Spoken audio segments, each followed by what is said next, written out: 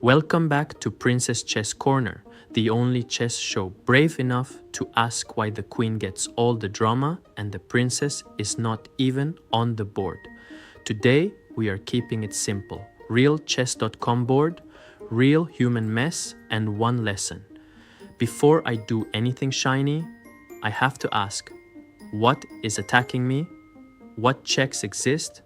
And what piece is secretly hanging? Look at this position. My brain wants music, sparkles, a royal parade, maybe invent a princess piece that teleports while playing pan flute. But chess says, calm down, count the threads. The first mistake is moving like I am making content instead of playing chess. That is how you donate pieces. The better habit is boring for 2 seconds and powerful forever. Scan, checks, captures, threats, then move. So the lesson for episode 1 is, do not panic, do not speedrun the crown, and do not trust a move just because it looks fancy.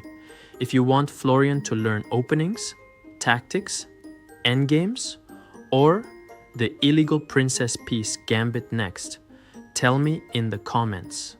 Like, subscribe, and I will keep suffering publicly until this channel becomes dangerous. See you next game. Calculate first, sparkle second.